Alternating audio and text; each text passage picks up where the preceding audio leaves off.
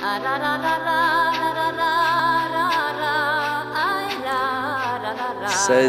novembre 2017, c'est la fin de la COP 23, fin d'un sommet intergouvernemental sur le climat.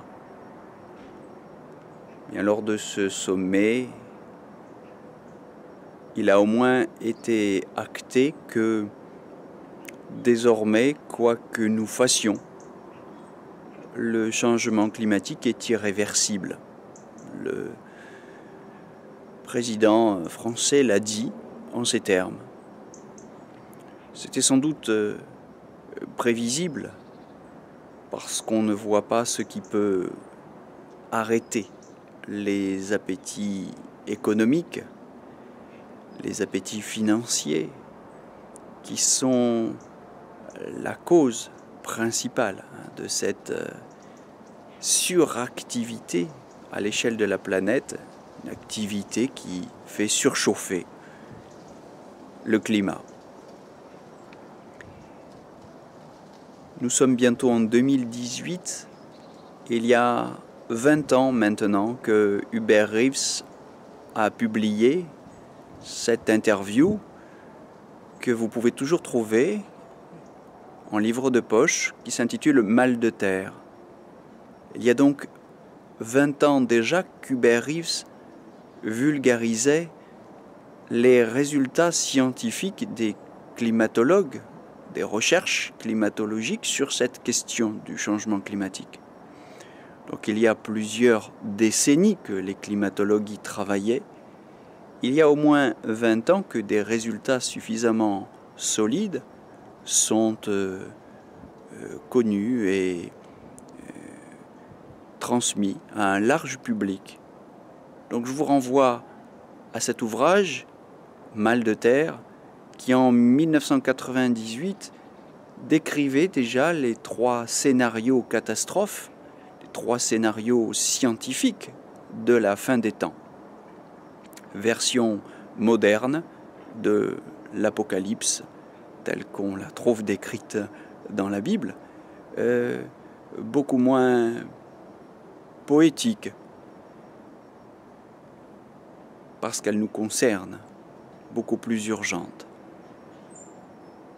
Ces 3 scénarios, les scénarios désert, scénario geyser et scénario Vénus, bien je vous invite à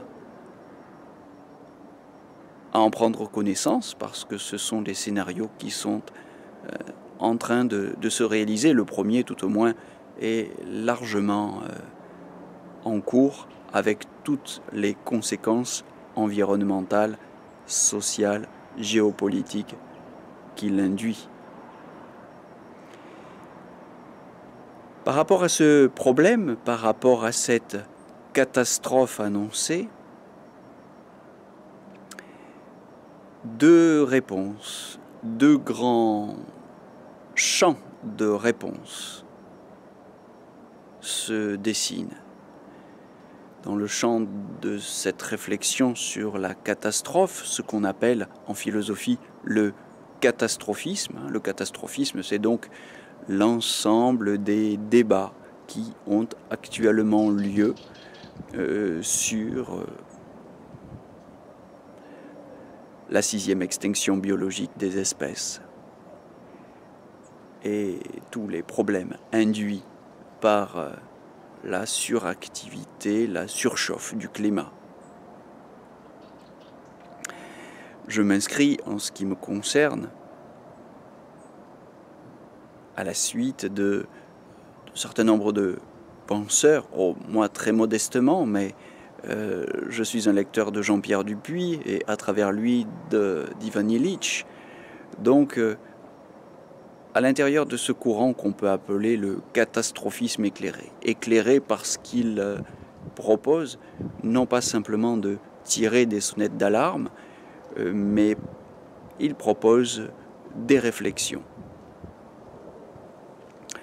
C'est une manière de penser la catastrophe qui vise sinon à l'empêcher, comme le pense peut-être un petit peu naïvement encore Jean-Pierre Dupuy, du moins à s'y préparer et à y trouver,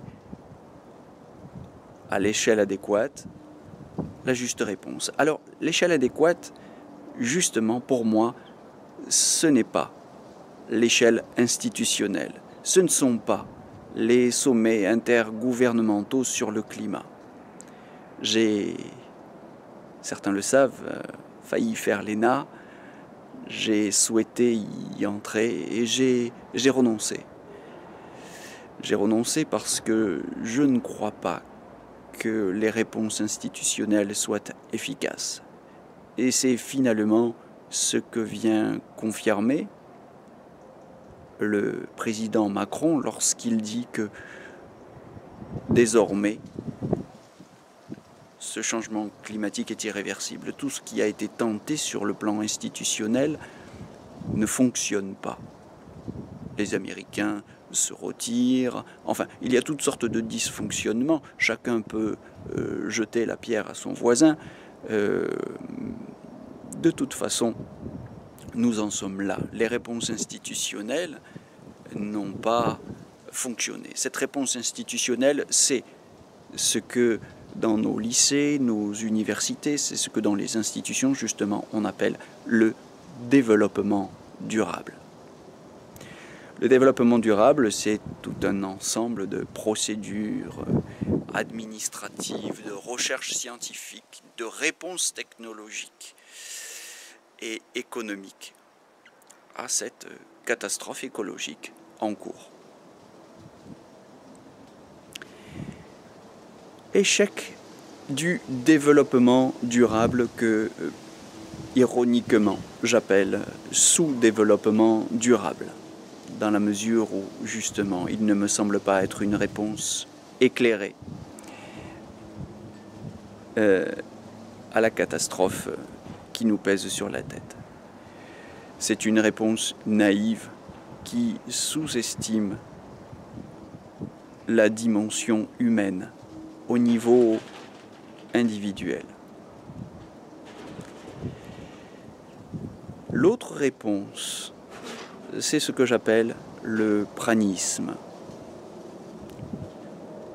Le pranisme est une forme de survivalisme. C'est une forme de vitalisme pratique. Par vitalisme, j'entends au sens bergsonien une philosophie de la vie, de l'élan vital, de l'énergie. Et c'est pour ça que je parle de pranisme, puisque prana signifie énergie en sanskrit.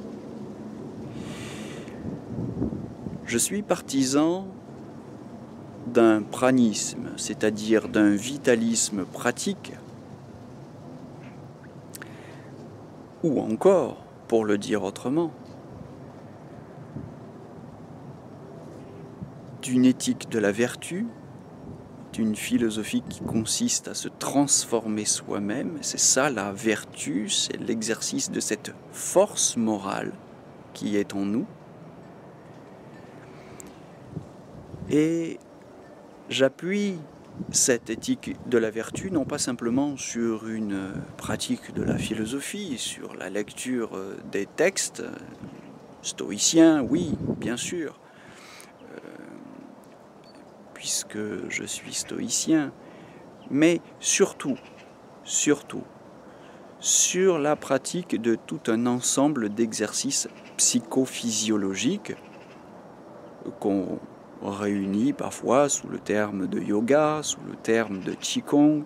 Il y a beaucoup de termes aujourd'hui, beaucoup de mots pour désigner l'ensemble de ces pratiques.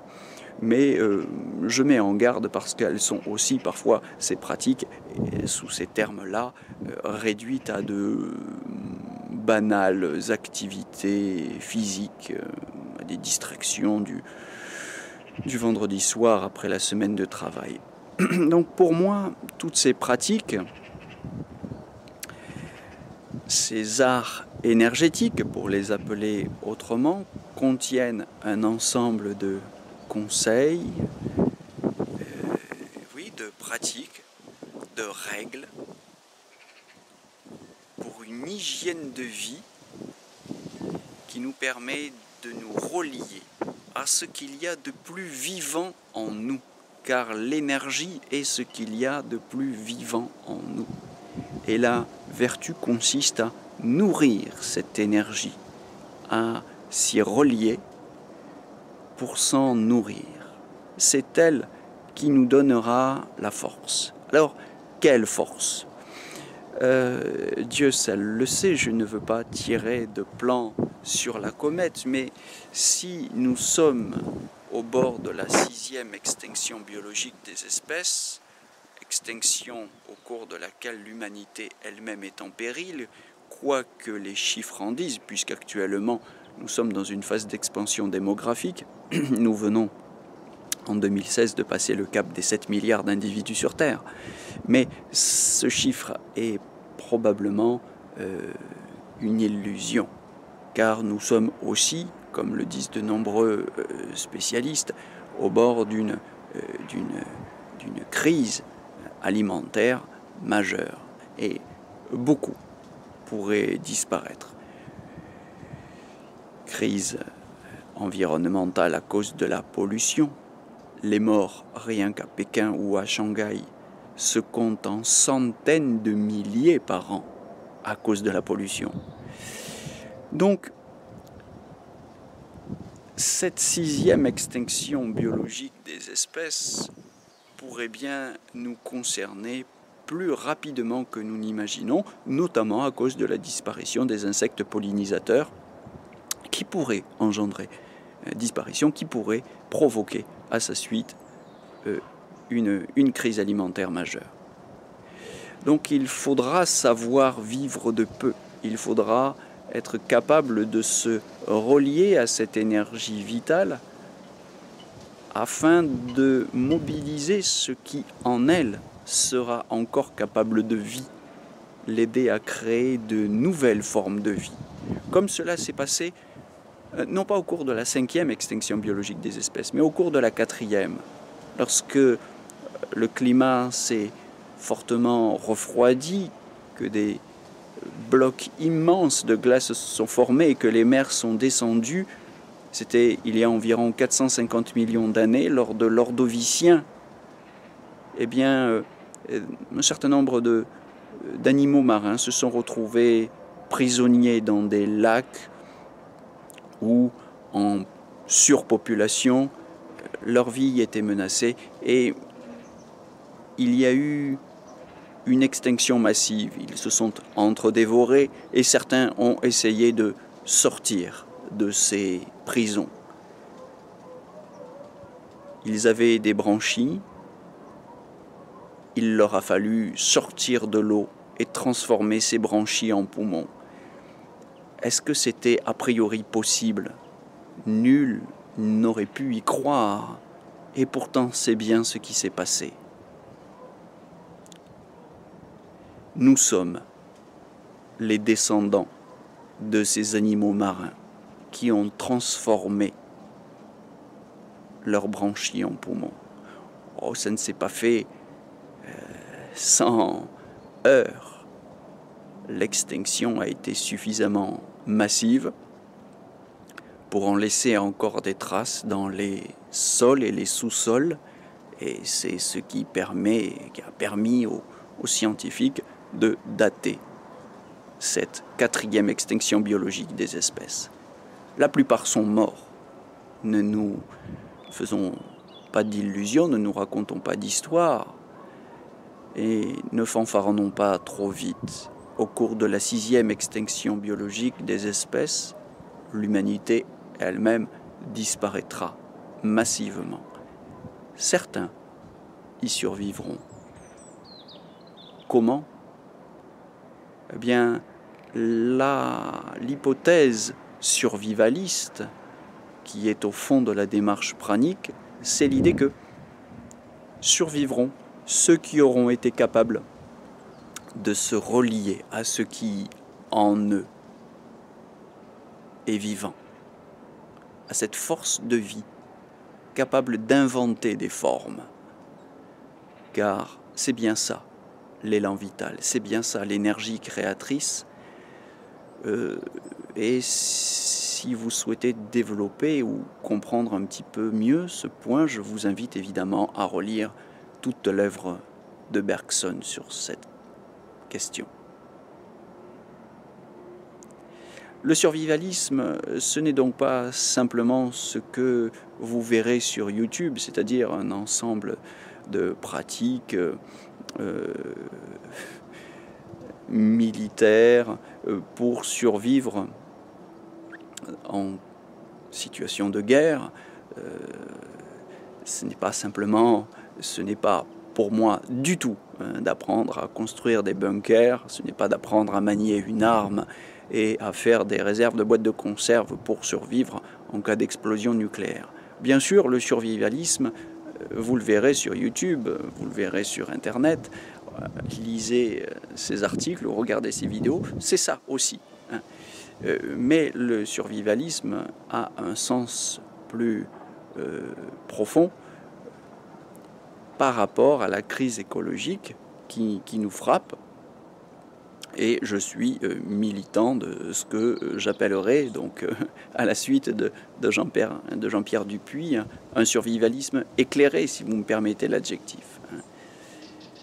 Donc, adossé à la philosophie de Bergson, est consistante en pratiques qui visent à favoriser les mutations génétiques, à essayer de les rendre possibles, sinon pour nous-mêmes, du moins pour des générations futures, à préparer ce terrain d'une mutation génétique qui devra permettre à l'humanité de vivre différemment, avec un autre corps, un corps régénéré, un corps capable d'inventer la forme qui conviendra à l'épreuve qu'elle aura à traverser.